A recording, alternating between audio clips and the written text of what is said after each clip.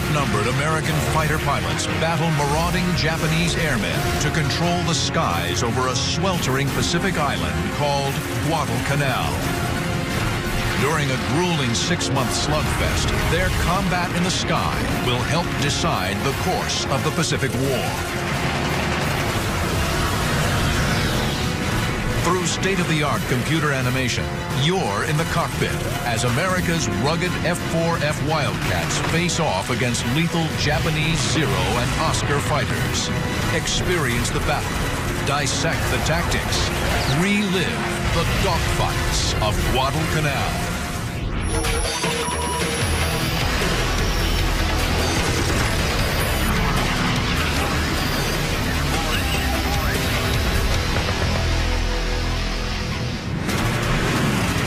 August 30th, 1942. A formation of U.S. Marine Corps F-4F Wildcats and Army P-400 Airacobras patrol the skies over Guadalcanal. Their mission? Stop Japanese bombers and fighters threatening the American beachhead. Leading the flight is Marine Captain John L. Smith. The P-400s have no oxygen equipment and level off at 12,000 feet. But Smith pushes his Wildcats above the slower and more vulnerable P-400s.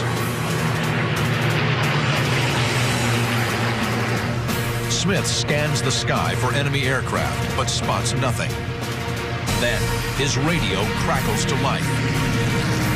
Captain Smith receives a frantic radio call from one of the P-400s, whose tally on some enemy fighters that are inbound, Japanese Zeros. A swarm of more than 20 Zeros threaten the Army Airacobras from the rear.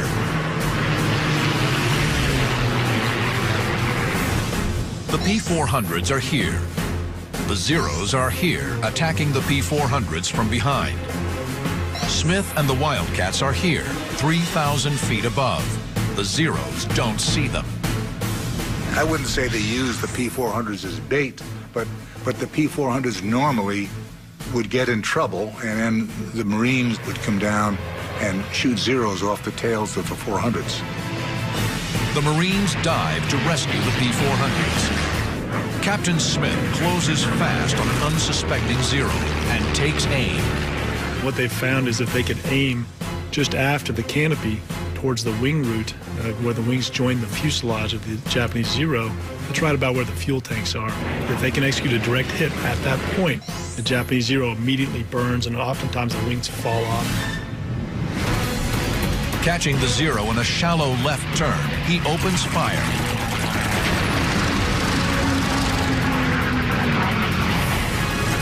It's Smith's 6th kill of the war, but there's no time to celebrate. The skies are still filled with Zeros, and Smith and his men are heading into 6 months of legendary dogfights, battling for the most important location in the Pacific in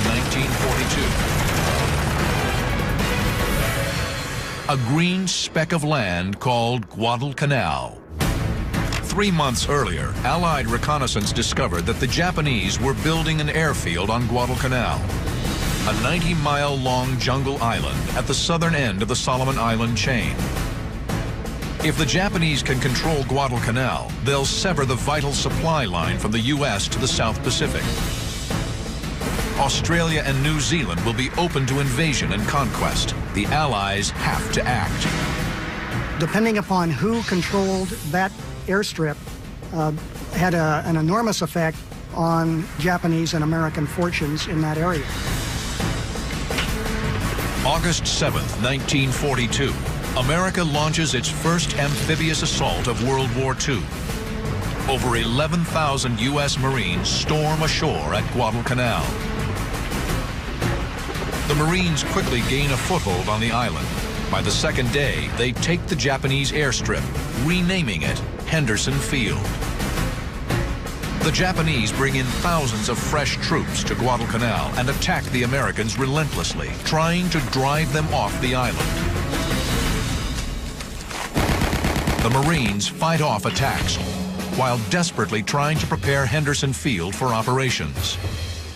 Japanese tractors and equipment are commandeered to improve the small crushed coral runway. Bomb damage is repaired, and PSP, perforated steel planking, is hurriedly laid down. After 2 weeks, they finish the airstrip and fly in 19 F-4F Wildcat fighters and 12 SBD Dauntless dive bombers. It was only because of the ability of the Americans to place aircraft on Henderson Field to protect the supply ships bringing in reinforcements and supplies to the Marines on Guadalcanal that the island could be held. Because the Allied code name for Guadalcanal is Cactus, Henderson Field becomes the home of the tiny Cactus Air Force, at first consisting of just 43 pilots and ground crew. The men of Henderson Field soon discover it isn't just the enemy making their lives hell. The island was a fly-infested, dirty, stinking, blood-soaked, damned island that was just dangerous to even walk on the beaches because there was so much unexploded ammunition around. The pilots and ground crew live in mud-floored tents. The latrine is a trench with a log seat, and the bathtub is the Lunga River, complete with crocodiles and leeches. The flyers of the Cactus Air Force are outnumbered and short on supplies. Their fighter, the F-4F Wildcat, can't match the agility of the enemy Zero. But a big advantage for the Cactus Air Force is that they are commanded by a born leader in 27-year-old John Smith. Smith's an aggressive dogfighter and skilled tactician. She always preached and devised his tactics around you have to pit your strengths against the enemy's weakness. And that is as true today as it ever was since the first airplane ever flew in combat. Now, on August 30th, 1942, Captain John Smith and his men are protecting Guadalcanal from approaching bombers and fighters. In his 8 days on the island, Smith has already scored 5 kills, making him an ace. Today, he's racked up 1 more. Then he spots another Zero below, breaking from a cloud. The Zero is here. Smith is here, high above him. He plans to use the Wildcat's diving speed to try and drop behind the Japanese plane. Smith first rolls inverted, then dives. This creates positive G-force instead of negative Gs. You roll on your back, pull aft on the stick, and pull positive Gs so you're pushed into your seat. You can be able to pull more Gs, which means you can pull your nose downhill faster. The maneuver works. Smith rolls back over, then levels out behind the Zero and fires. The Wildcat's 6 .50 caliber guns deliver 200 rounds in a 4-second burst.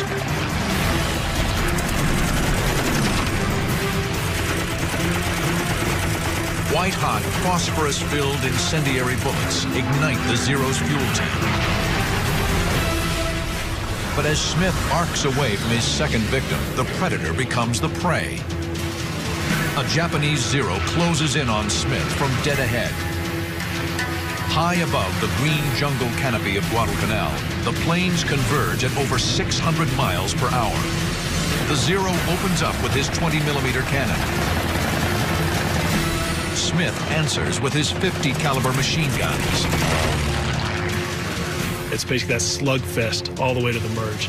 Who's going to flinch first, or who's going to blow up first? Both planes are taking hits, but Smith's Wildcat has thicker armor, and he's withstanding the blows. And then the overwhelming firepower of the Navy airplane cut this guy into ribbons. He exploded. And then what Smith did is dump the nose over very hard, very abruptly, and flew underneath the debris field and escaped.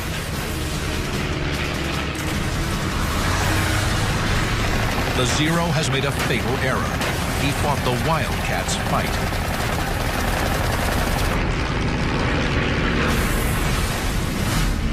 Built by Grumman Aircraft, the Wildcat is first flown in 1937. The rugged plane features cockpit armor and self-sealing fuel tanks. These tanks are coated with layers of rubber that expand and reseal if they're punctured. The Wildcat faces the most famous of all Japanese aircraft, the deadly Mitsubishi A6M30. The lightweight Zero can outturn and outclimb the Wildcat, a lethal advantage in a dogfight. But its thin armor protection and lack of self-sealing fuel tanks means it can't survive a slugging match with the tougher Wildcat.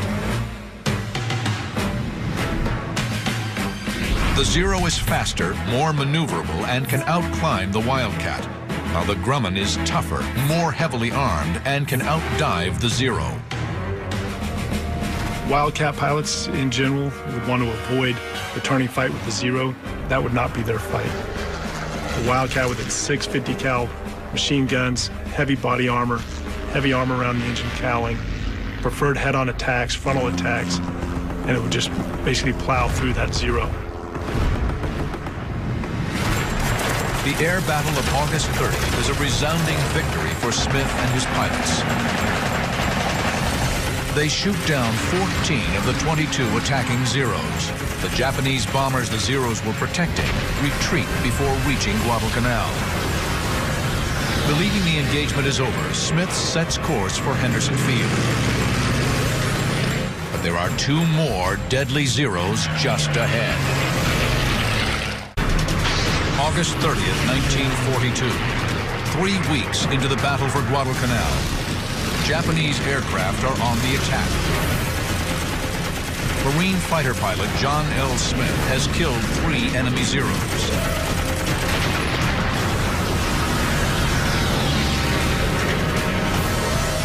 Captain Smith is RTB, returning to base from his mission, thinking the mission's over, and he gains tally of 2 Zeros that have just strafed Henderson Field, so strafing his home. So the natural pilot tendency, what does he do? He's going to roll in and attack those guys that just attacked his home.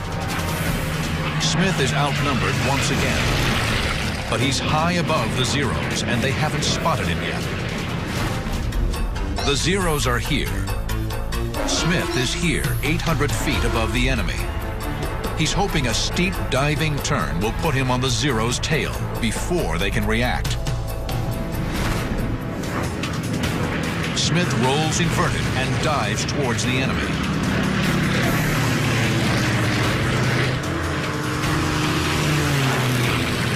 He levels out at 6 o'clock low, below and behind the trailing Zero, positioned perfectly for the kill. The Zero takes evasive action. He brakes hard left. But Smith has anticipated the move. He stays right with him, raking the enemy with his 50 cals. Cutting his speed and braking back right, the Japanese pilot hopes to make Smith overshoot. But Smith chops power and stays in trail.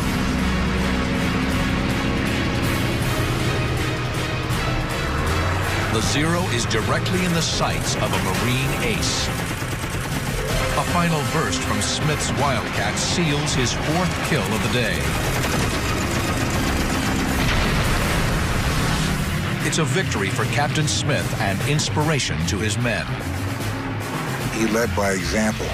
He would be the first one to roll in on a Zero formation, and his guys would follow him to the gates of hell because of that, because they knew he was putting his tail on the line every time.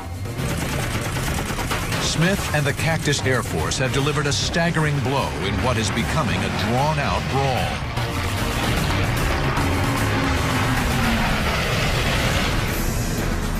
The American pilots can only fly by day. They lack the radar and navigation aids that enable night fighting. The Japanese Navy had perfected night fighting in the 1930s, using powerful optics and rangefinders. Crews were trained to work in total darkness. The Guadalcanal campaign developed into this extraordinary situation of a change of sea control every 12 hours. The Americans controlled in daylight thanks to their aircraft in Henderson Field. But every time the sun went down, the Japanese ruled the waters off Guadalcanal. After dark, the Japanese Navy controls the Slot, a wide channel that runs from Guadalcanal to the Japanese base on Rabaul. The Japanese supply ships arrive with such regularity that the Marines nickname them the Tokyo Express. By early September, a month into the campaign, the Japanese have landed over 20,000 new ground troops on Guadalcanal, deployed against 23,000 U.S. Marines and Army soldiers. The Allied forces advance slowly across the mountainous island. The Japanese launch large-scale counterattacks, supported by air and naval bombardment. While Japanese ground assaults can't stop the pilots at Henderson Field, constant air combat, primitive conditions, and rampant disease take their toll. They were constantly having to refurbish the airfield in order to be able to operate out of it, constantly fending off attacks. They had malaria, dry rot, jungle conditions, which wreaks havoc on aircraft and maintenance. Old hands like John L. Smith are eventually rotated out, but before he leaves Guadalcanal, Smith scores 19 kills and is awarded the Medal of Honor. Many of the new Cactus Air Force pilots are green replacements, like Marine Second Lieutenant Jefferson DeBlanc. The 21-year-old Cajun from Lockport, Louisiana, enters combat not long after his first flight in an F-4F Wildcat. I had less than 10 hours of flying time in the fighter I was going to fight with against the Japanese. January 31st, 1943, 6 months into the battle for Guadalcanal, Jeff DeBlanc will get an accelerated course in air-to-air combat. He's about to launch into one of the most famous dogfights of the campaign. DeBlanc leads a flight of 8 Wildcats, escorting 12 SBD Dauntless dive bombers. The Douglas SBD Dauntless is the Navy's frontline carrier-based dive bomber.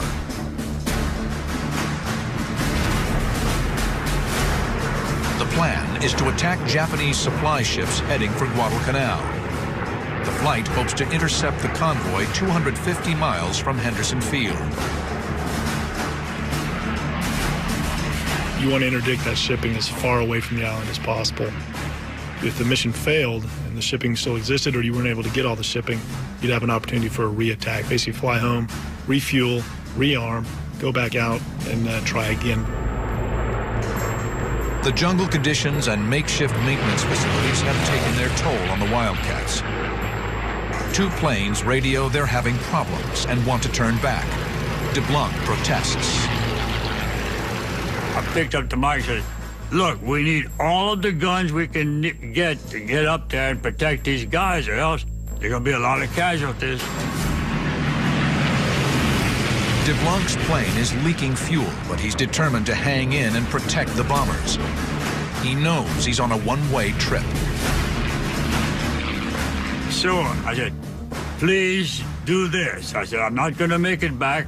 Get somebody coming up that area and look for me floating around in a rubber raft, because I'll be there. The sharks will be there with me, too.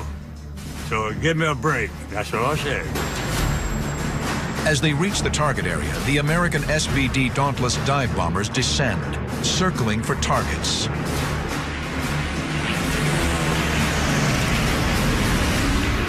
Suddenly, 2 Japanese Pete float planes dive down from high above on the slow, vulnerable SBDs.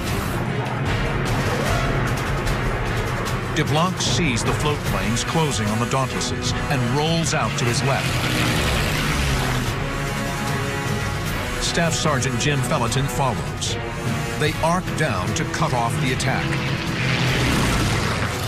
DeBlanc opens the throttle, gaining on the 2 enemy fighters. Then a brilliant stream of tracers rips out from one of the Pete's rear gunners, screaming straight at him.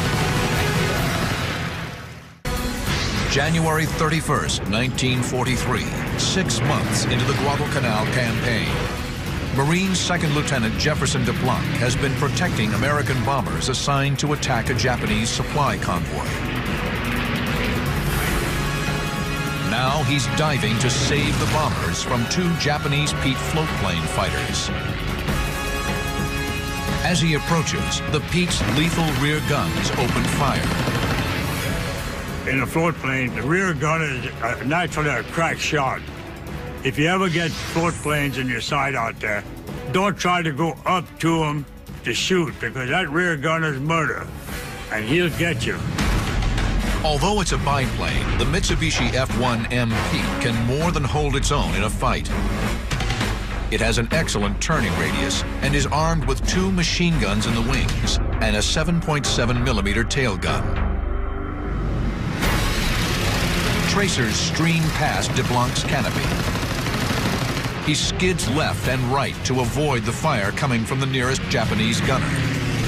He's using a lot of rudder and aileron to basically slide his airplane back and forth to try and not allow a steady bead by that tail gunner. DeBlanc carefully lines up on the Pete's tail and fires. The heavy .50 caliber rounds tear through the float plane.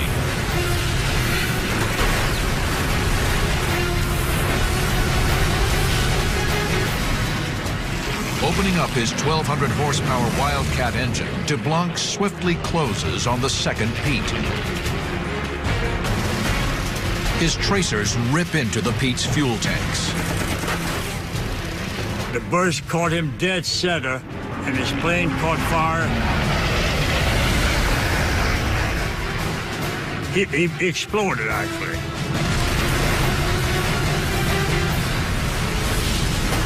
DeBlanc pulls skyward to resume his escort mission. He spots a swarm of airplanes approaching fast. They're Japanese Oscar fighters.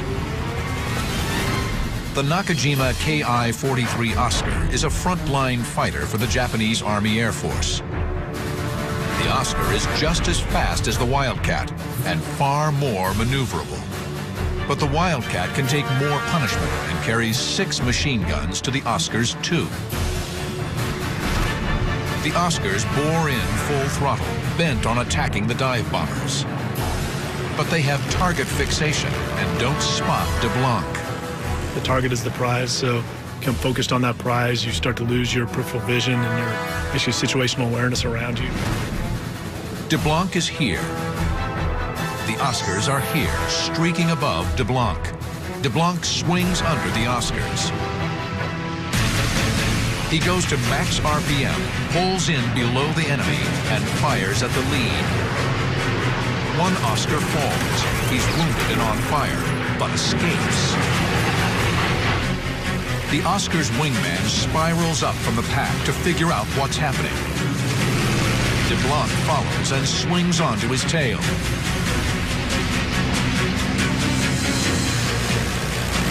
The Oscar is squarely in his sights.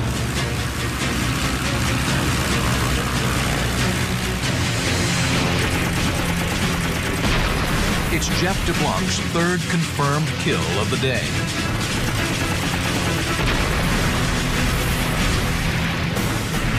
DeBlanc's almost out of fuel, but he decides to stay and guard the SBDs.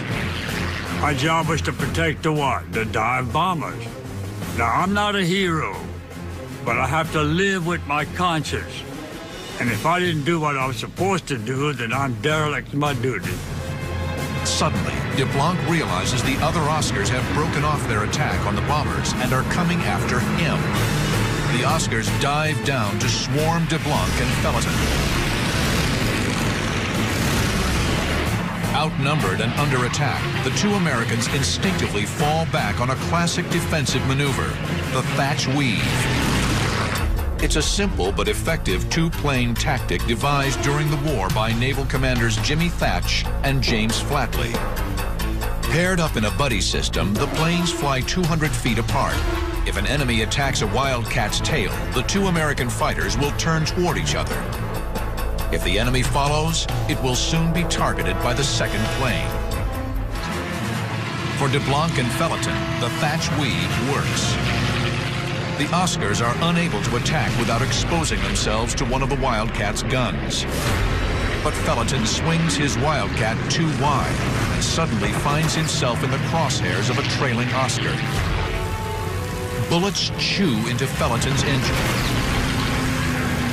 The Marine kicks his wounded Grumman into a wide left turn to get out of range. He bails out. With the mutual support of the weave now gone, an Oscar dives in on DeBlanc's tail. DeBlanc tries to shake off the enemy, but the nimble Oscar easily stays lodged in the 6 o'clock position. Then DeBlanc's squadron mate, Jim Seacrest, who has been with the bombers, comes to the rescue. DeBlanc is here. Seacrest is here, heading straight on. He is going to streak in directly over DeBlanc's canopy to get to the Oscar.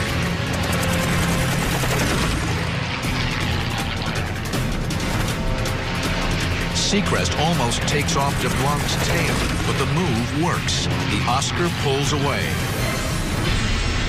When DeBlanc looks up, both Seacrest and the Oscar are gone. I said, "It's enough. I'm going home," and I couldn't understand why I'm still fighting these guys, because I'm going to be a dead man. I turned back and I streaked for home full throttle. I don't care if we're using all the gas I have left. Night is falling. DeBlanc's fuel state is critical. He climbs to join the SBDs. They've delivered punishing blows to the Japanese and are heading home.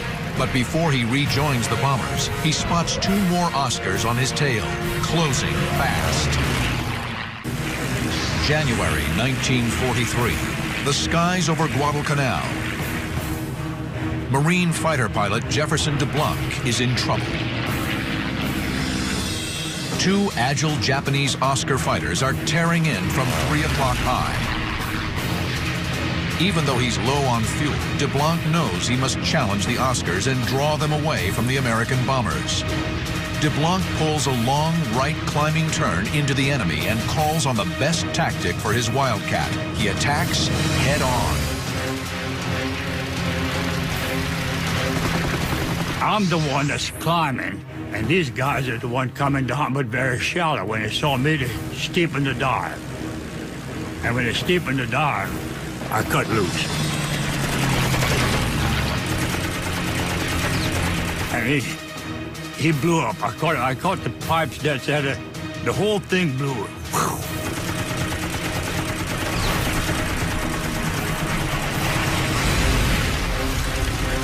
The Japanese fighter disintegrates, nearly blinding DeBlanc in the flying debris. His engine separated and went past me, separated and turning. Weird looking. I'd never had that before. And of course, there's nothing but debris in front of me, which I ran through. And it hit my prop, and it hit the wings. It didn't knock me out. It didn't knock me out, but I still had control, and it still was running. My engine was running. When DeBlanc regains his senses, he sees the second Oscar pulling in steeply behind him. He was looking at me as if that's a dead man I'm coming after, because I'm going to blow him right out of the sky. And when he came on down that way, we were both diving towards the sea. And I knew good well with the Grumman, there's only one protection I have.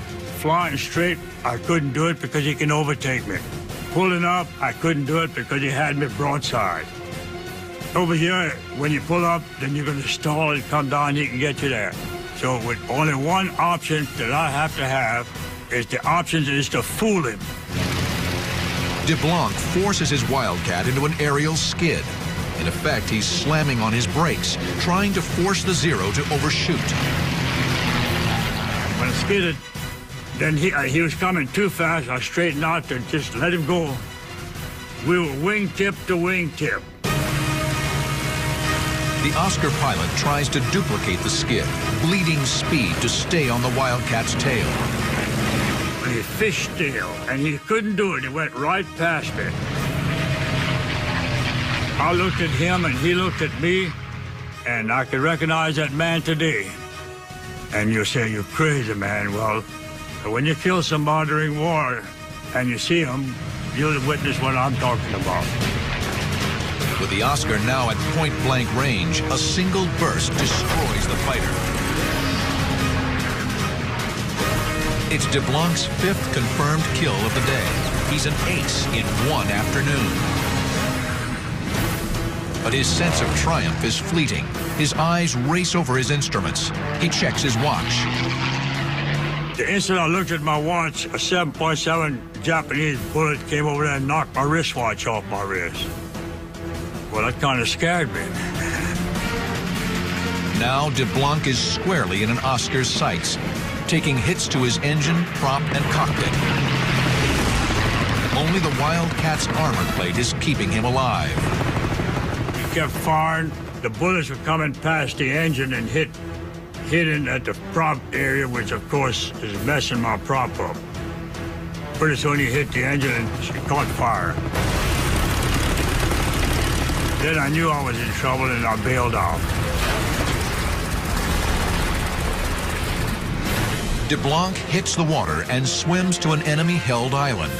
Natives pick him up and barter him to a friendly tribe for a sack of rice. Most people cannot price out their exact amount of money they are worth. But I know exactly how much I am worth. 1 10-pound sack of rice. Second Lieutenant DeBlanc is an amazing figure in Marine aviation. He lives to tell this whole tale, comes back out, and rightly so, earned the Medal of Honor for his mission. By February 1943, the ragtag Cactus Air Force has fought the best of Japanese aviation to a virtual standstill. Tokyo decides the costs of trying to win Guadalcanal have been too great. The Guadalcanal campaign lasted officially 6 months, from August of 1942 into February of 43, at which time Tokyo decided to withdraw the forces remaining there. Over 11,000 Japanese troops are quickly evacuated. 20,000 others have died in combat or succumbed to disease and starvation. Nearly 6,000 Americans were killed or wounded. It's a major victory. Guadalcanal becomes a launching point for the Allied thrust across the Pacific.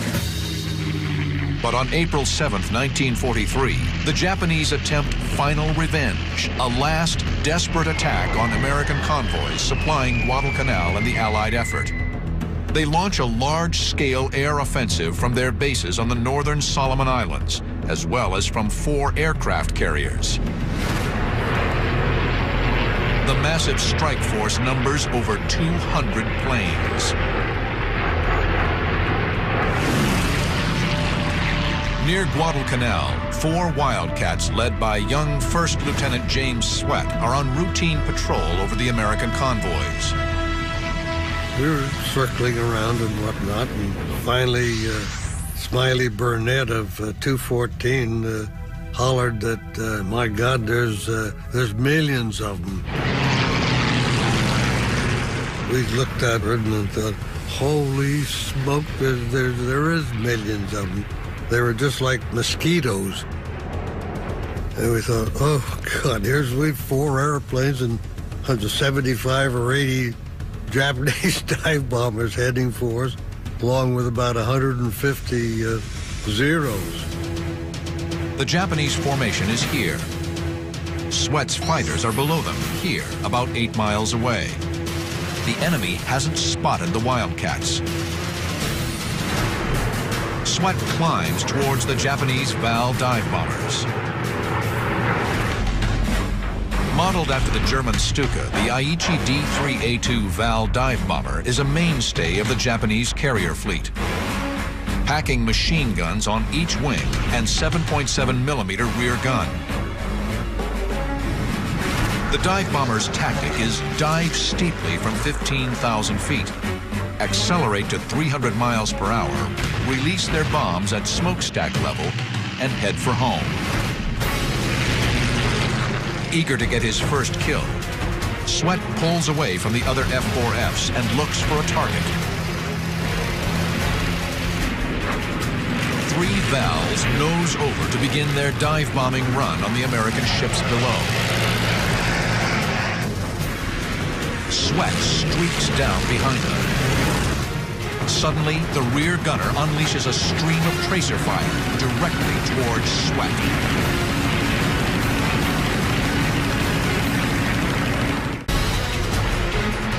April 7th, 1943.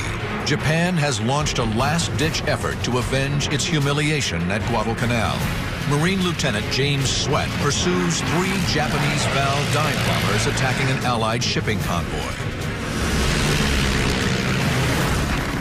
The Val's rear gunners fire up at Sweat's Wildcat. Then, a single burst from 300 yards ignites the lightly armored Val's fuel lines. It's Sweat's first kill. I just picked one and just gave him a squirt, and he flamed like crazy.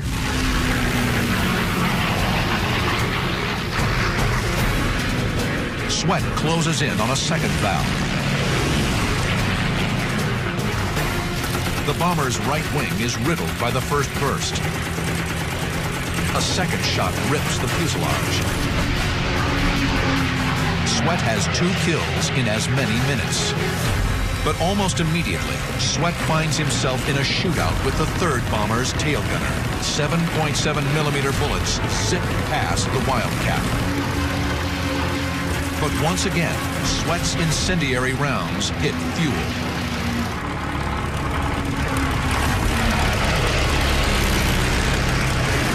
Then, a violent explosion off his left wing. It's friendly fire. Anti-aircraft flak has blown a hole in his Wildcat. Sweat yanks his fighter out of the dive.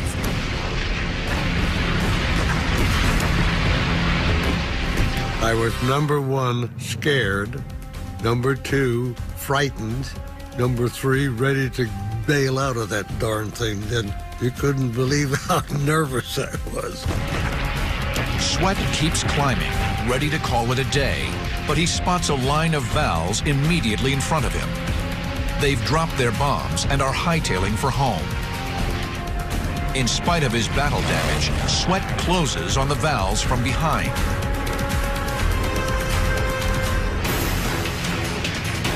He lines one up and fires.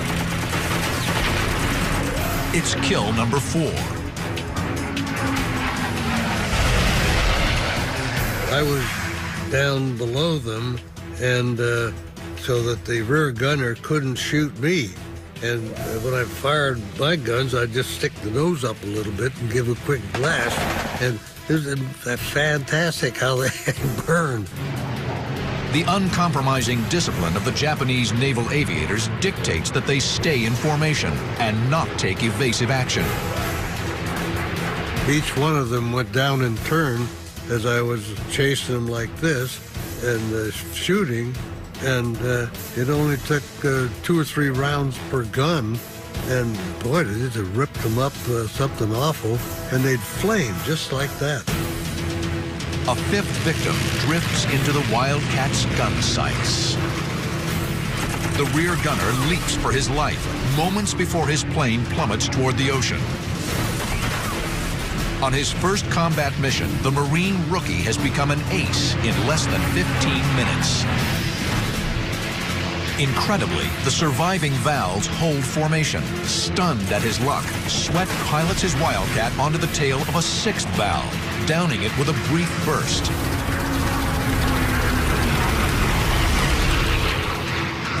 Like a lion hunting panicked prey, Sweat continues within the pack of Vals, lining up yet another victim.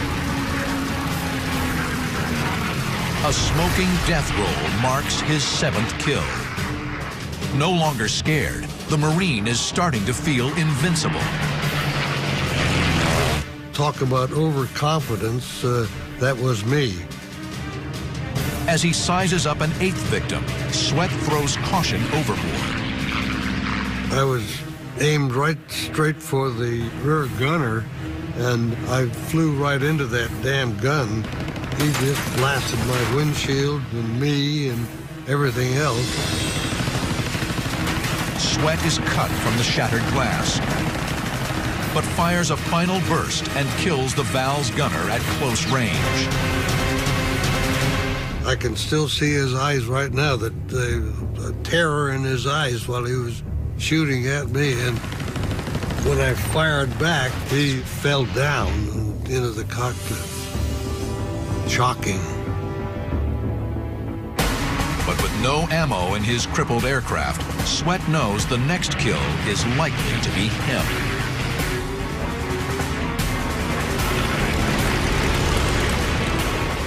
He hit my oil cooler and disabled my engine because the oil pressure just dropped like a ton of bricks. And I thought, uh-oh, I've got to get the heck out of here. Sweat's engine begins to fail. He decides to ditch off nearby Florida Island. Just about, half a mile or so offshore, my engine froze. The prop stuck up like a middle finger. And so I made let my flaps come down, and they didn't, only one side worked. This flight didn't work at all for some stupid reason, probably the hole in my ring. Sweat makes an emergency landing. But upon impact with the water, his head strikes the control panel, breaking his nose. Worse, he's trapped in his sinking plane. I made a water landing and went down about 25 or 30 feet with the airplane. My shoulder strap was caught on the boat release hook right up over my right shoulder. And man, I struggled to get out of that damned airplane. Reaching the surface, James Sweat is rescued and spends 6 days in the hospital. He returns to Guadalcanal to learn he's been nominated for the Medal of Honor. Today, along with the medal, Sweat holds the image of the Val's rear gunner. The look on that rear gunner's face when I killed him, I still see it night after night after night. James Sweat and his fellow airmen were eventually joined by over 70 aircraft from Henderson Field. The Cactus Air Force turned back the Japanese onslaught. Never again will the Japanese take the offensive in the Pacific. The men of the Cactus Air Force can take pride in their critical role in turning the tide in the Pacific War. And it was the kind of Americans who fought and prevailed under extraordinary circumstances at Guadalcanal, who demonstrated not only to themselves but to their entire generation that they had what it would take to prevail in World War II. In the battle for the skies over Guadalcanal, the pilots of the Cactus Air Force flew more than 2,000 sorties, destroying over 425 Japanese planes and scoring a kill ratio of nearly 4 to 1. The legacy of the pilots of the Cactus Air Force is absolutely amazing. We still study the battles. The lessons learned from Guadalcanal in 1v1 air combat are nearly as true today as they were then. The battle for Guadalcanal was a defining moment in Marine Corps history. Led by men like John L. Smith, Jeff DeBlanc, and James Sweat, flyers overcame the worst of circumstances to send the best pilots of the Imperial Japanese Navy and Air Force to the bottom of the sea.